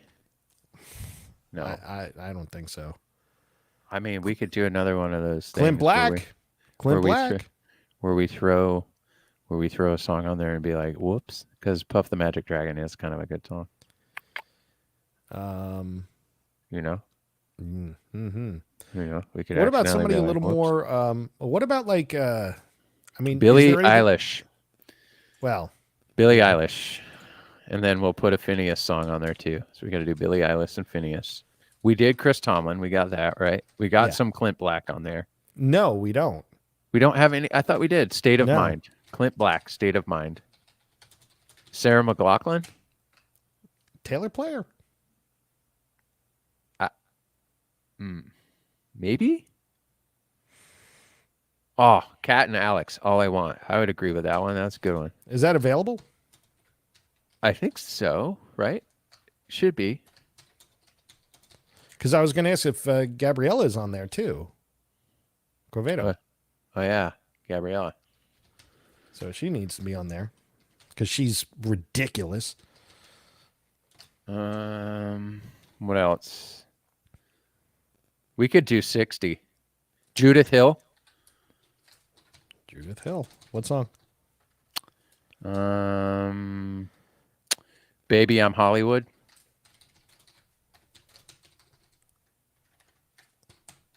I have to echo Jay's sentiments. You guys are killing with this. This is great. Yeah, they're great. Thank you so much. Daniel Donato. Oh, please. Justice. That guy just hurts when he plays because he's so good. Yeah, Justice. That's a good song.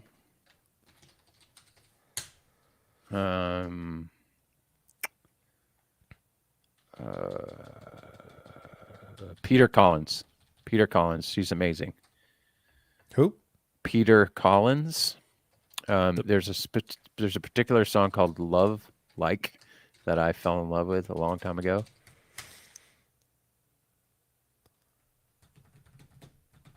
Kathy Mattea? Yeah. You guys are great at this game. Yeah, this is awesome. We should do this again. Oh, look at this. Look at this. Tex knows. Peter, Paul, and Mary started before Taylor Guitars, but I thought he went to Taylor's 12-string. Puff the Magic Dragon it is. Puff the Magic Dragon. Andy Lund, Primetime theme. Yeah, we need to put that song out, don't we? Yeah, well, that's got to be put on Spotify first. You know, we could actually get mailbox money if we did that. That's true. Hey, so check this out. Bare Naked Blues Traveler. Hook. So the new Blues Traveler record came out. I think it's vinyl only for a little bit. It is out. I ordered a couple of copies of it, and we're going to give one or two of those copies away in future episodes for some trivia. And all those guitars on those albums, on that live album, were Taylor guitars. Taylor guitars, an original Taylor bass. Yeah. Oh, Dave Phillips has a good one. Thunderstorm Artiste, Stand Up 8. Tony Iommi, Anything. Yeah. Daryl Hall played Taylor's for a while. That is true. It still does, from what I understand. Doyle Dykes. Actually, John Oates definitely does. Yeah. So we can put, let's see. Well, we got to put a good Hall & Oates song on there, but what would be a good Hall & Oates song? Man Eater. That doesn't really have much acoustic guitar in it. I know. But my dad sponsored he worked at Pontiac when they did the Pontiac Fiero tour, and apparently they played Man Eater 3 times in the set because that truly was the song everyone wanted to hear. She'll only come out at night, you know. Zach Brown. Did we? Yeah, we have Zach Brown on there. Do we? Right? No. Yes. Yeah, way early. Sick 'em on a chicken. Sick 'em on a chicken. That's right. Which, again, not sure if that's really a song, but you fooled me if it's not. Yeah. Yeah. Did you do one of Daria's songs? That's what my mom said. Daria Must, man. We got to put a Daria Must song on Is it up there on Mom. Spotify? They'll be on Spotify, yeah. All right. Y'all made bases. Oops. We did, and they were big, and now we make a small one in our GS mini size. So we made bases that, in fact, we showed it on a few episodes ago that we went to the museum, and the case is big enough to fit, you know, Sick 'em on a Chicken is a real song. I believe it. I believe it. Let's see. How many songs are we up to now? We are up to. Oops. What? I hit one too many columns. I didn't think we did 110 songs, but we are up to 54. 54? Are we doing 60? 60. Let's cut it at 60. 60. We're cutting it at 60, and then we're going to do 2 minutes of sports, and then we're going to bounce. All right. 60. We got Dave Matthews.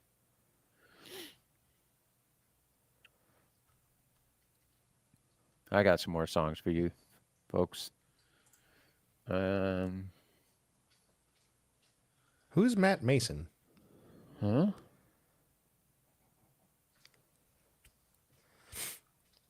Let's see. Did we have KT Tunstall?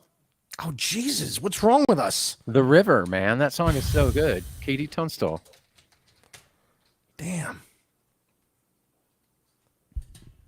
Kevin Bong. There's a rad song that he did that I like a lot called Foolish Fool. Kevin Bong?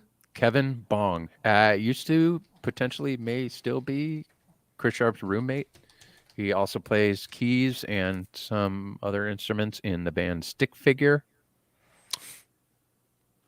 La Lunas.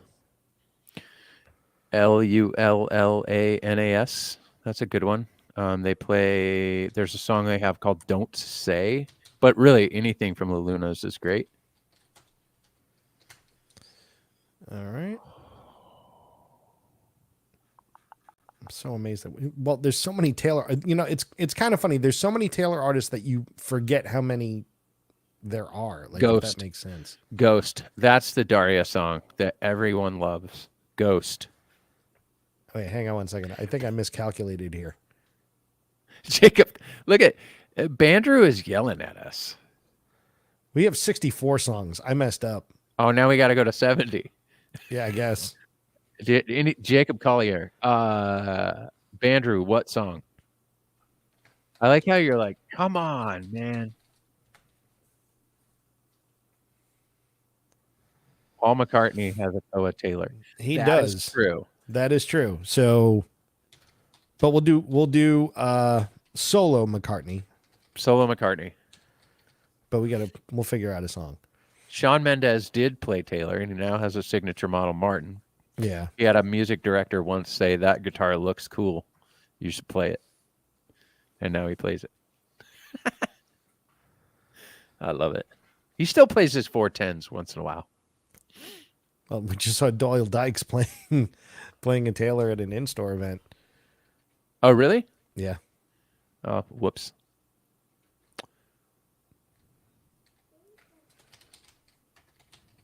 All right, we're putting somebody called out Blackbird, so we'll just throw that up there. Oh, yeah. Why not? Blackbird.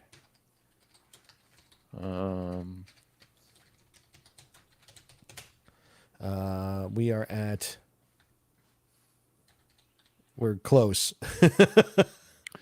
We're really close. We are at. I'll give you the exact number. 62, 3, 4, 5, 6, 7. We're at 67. 3 more. Camilo Cabello? No, Camilo. Camila Cabello. Not Camila. Camilo. Camilo. Vida de Rico is a song. He's massive if you're into Latin. Vida del what? Rico. Rico. You got it. It was hard for me to roll my R's right there. All right. Now that's 68. Ray Zaragoza. Rayezaragoza. And there's a song she did called The It Girl. It released sometime last year, and it was really, really great. Okay. What do we got? 69? Believe so. Just double checking right here. So that's 64, 5, 6, 7, 8. Oh, 9. Haley Knox. That's true. We got to throw a Haley Knox song in there. Man, we could keep going. We could do 75. All right, Haley Knox. Give me a Haley Knox song. Gucci. Okay. Or Gucky. Gucky. Haley Knox. Right. That's 70. That's 70. Do we want to cap it there or you want to keep going? You want to do 74 songs. Jason 74. Cooper. Yes. 74 song. That is good. Jason 74 Cooper. songs. There's a reason why you're the smart guy at Taylor. Leo Cocky has not been mentioned. That is true. Give me a song. Oh yeah, Christopher Cross. We got to get him in there too. Autumn Nicholas.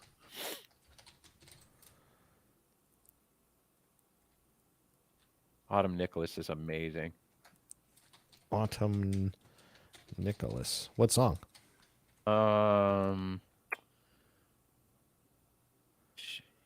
Song. Oh boy. Not gonna do this anymore.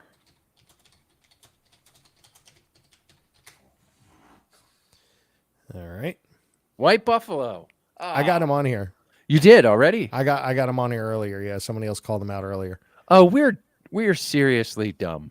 The Struts And Katy Perry. That's it. That'll be 74 right there. All the right. Struts. Oh, man, Carlos, you're right, but we're cutting it off. James Taylor has played and still has a Taylor. Yeah, it's true. It's true, but everywhere you look, he's playing an Olsen. All right, guys, we did it. 74 songs for 1974. Yeah, let me just make sure I got that right. Hang on one second. Let me put I think that's right.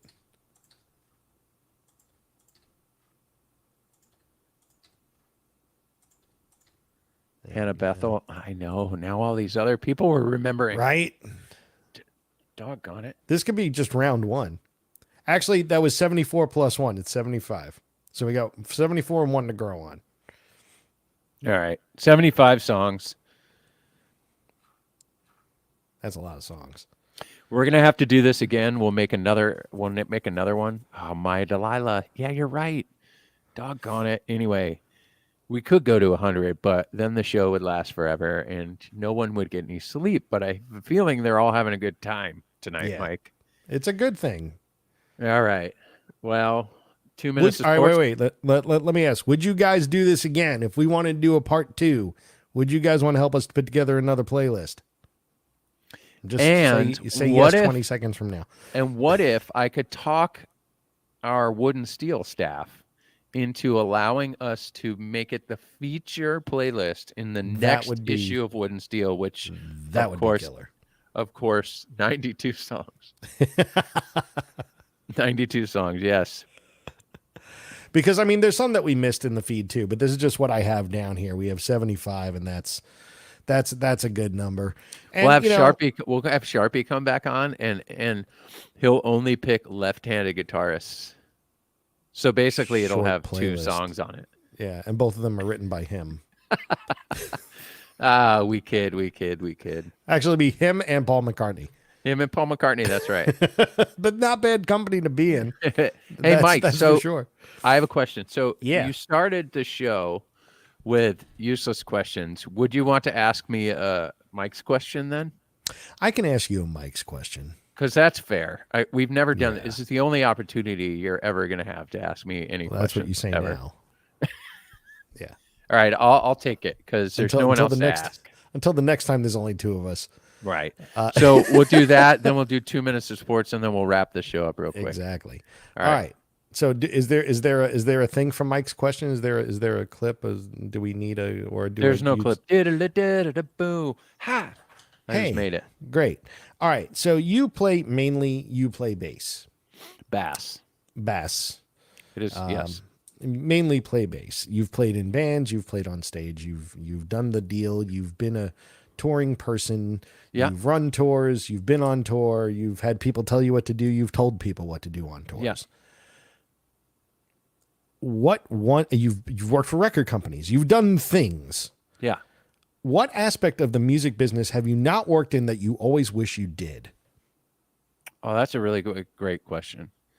I tried to book shows once, but it was only because I was living with a couple of people who ran a booking agency out of the basement. And they had a basement office, and it was really cool, and that was hard. But I always admired really good booking agents. Is a good one that I haven't worked in, and this isn't my answer, but that is truly one that I've admired, that I dipped my toe in, but just I don't know if I have the patience, or at the time I didn't have the confidence in the negotiation side of it. Yeah. And so I chose to go out on tour and learn that negotiation stuff as I was settling shows and stuff like that. But honestly, I'm tech. So I really wish that I was a little bit more savvy with set design, production design, and lighting. I always thought that, I know how to mix shows. I could get a job going on tour and being a front of house engineer. I did the tour management thing at Guitar Tech. I've done it all, but lighting. On the tech side, that is like stage and production design, like designing what Billie Eilish's set looks like. That would be so much creative fun for me. And I really admire people who do that. I don't know if everybody's seen the production, the Taylor Swift production right now, but it is massive, and it's just incredible. Or another one on a weird scale is Blink 182 or Metallica, where they're playing these really minimal stages with not a lot of backdrop to it. It's really, really, really, really cool. But that's one. That's a really great question, Mike. I lighting. I always admire lighting, and sometimes I find myself at shows watching the lighting engineer. Oh yeah, like the I love watching director. what they do. They're like magicians back there. Yeah. And with the consoles that they have these days, everything's macro, right? So like they hit a program. It's just like if you have like a modeling foot switch, you know, if you're a guitarist, you hit a setting, and then there's scenes within the setting and all that for like different parts of the song. They have the same thing, and then they can control within it in real time, which makes it even crazier. But depending on the artist, it all has to be done perfectly in time because they're playing with the click. So everything is like just tied in. It's crazy. Yeah, it's magical. It really, really is, because you're so involved with the show. Yeah. That but that's the one. You know, the business side of music, it's fun. It can be heartbreaking too, right? Yeah. It can be stress, it's high stress. And what a lot of people don't realize, I think everybody realizes it, but we take it for granted. Touring is very hard. Yes. And we think that it's like, some of us are maybe older generation, me in the beginning would say things like, just, you know, grow up a little. You're touring. You should feel lucky. Like, I used to have that attitude just a little bit when I was fresh. Like, you are doing it. You're on stage every night. Well, it's hard. And the dynamics of a band is hard. And I've often said this. You've heard me say this. Everybody in the feed has heard me say this. The advice I always give to bands is, if you're not in your most favorite band, quit. Yep. Because it's not what you should be doing. And that's hard to hear sometimes, right? The reason I'm such a big fan of Manchester Orchestra is they are their most favorite band. When they leave the studio, they listen to Manchester Orchestra. And that's it. And I really, truly believe people like Paul McCartney is his most favorite musician, you know? So anyway, I love that. That's a great question. 2 minutes of sports. We don't need a useless clip.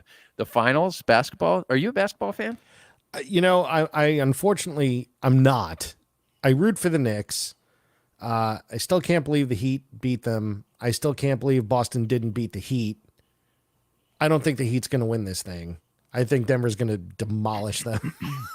There's two things I see that could happen. I think Denver is a team that needs consistency, and they've had a very long break. So I think that it could lose a game up front. Maybe. And I do think that they are the team to beat for sure. Jokic is just amazing. He's changed the game of basketball. Averaging a triple-double. He's changed the game again and again and again in the way that he can no-look pass and set up plays. He's fantastic. But I'm going to go with my Bulls draft pick of Jimmy Butler, and I will probably be leaning a little bit Jimmy on this one. But I have a warm place in my heart for the Nuggets. You can go Team Jimmy all you want. I just think that when you think about the juggernaut that is Jokic, I mean, Joker is amazing, and the guy, if he was playing in any major metro, would be like instant. He'd probably already be in the Hall of Fame without finishing playing. Yeah, that's true. He's that good. But the fact is, he plays in Denver. So. But then the other thing is, my mom and I were very, very, very excited. We're going to switch to baseball real quick. And then car racing. Baseball, the Tigers are almost 500 for the first time in a very long time, and that's a big deal for us. You know, my Giants surpassed the Padres, so that's also a big deal. Anybody watch the Indy 500?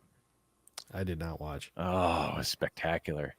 too many red flag starts and stops at the end, but it was a good race. And then Monaco was good. But some people who like Formula One feel that Monaco is a boring race. I get it because you can't pass, but who cares? It's still fun. You know, funny about the Indy 500, there was, I guess, a crash where like a wheel went like, where a tire went like over the barriers and landed on someone's car. Yeah. And like bashed it. Yeah. And she's like, oh, that's okay. I know. So wild. Anyway, I'm just glad nobody got hurt. I know. I love it. Anyway, 1 hour, 50 minutes and 40 seconds, Mike. I think we kept everybody, we gave them a little bit of prime time tonight. And thank you guys for indulging us, coming in, hanging out with us on Tuesday nights. We really, really appreciate it. It's as fun for us as we hope it is fun for you. Mom, we did a show for you. Next week, I will be in London, so we will not be doing a show. Mike will be on the road. Are you here? I'll be on the road. You'll be on the road. Gabe will be the only. We could do a show with just Gabe, but that would get weird, so let's not do that. He would just tell you about the lines on Splash Mountain. And then, so the plan real quick is we're hoping to have another show. We're not going to come back until June. I know, I think the week after. So what would that be? June 13th? Yeah. June 13th. Can you do a show on June 13th? I can. And June 20, right? Yeah. So June 13 and June 20, we're going to do back-to-back shows. On June 20, I believe we're going to have our president and CEO and chief guitar designer, Andy Powers, on the show. That might change. So follow. If it changes, it does. But hopefully you guys subscribe to the show. You get notifications. You get our emails because we're trying to send an email out every week, even if we're not having a show. So we appreciate you guys. Thank you very, very much. Mike, man, what a night. That was a good one. It was. Today we're just like, what are we going to do? And it turned out pretty awesome. And you know why?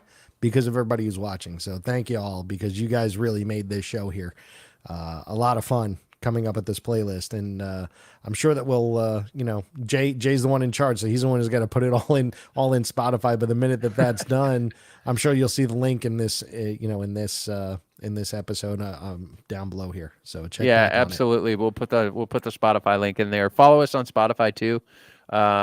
Thank you guys. It was a good show, but it was a good show because of you, Ken, and everybody else who was watching. Thanks, guys. Thanks, Bandrew. We're going to have you on soon, Bandrew. Microphones. Excellent, guys. We appreciate it. What's this say? They did. Yeah. A little bit. But yeah, you know what? They're going to come back greater than ever next year. All right, guys. Thank you so much. Ladies, gentlemen, we appreciate you. Mom, I'll talk to you later. Bye, Mike. Bye, guys. Bye. End the show.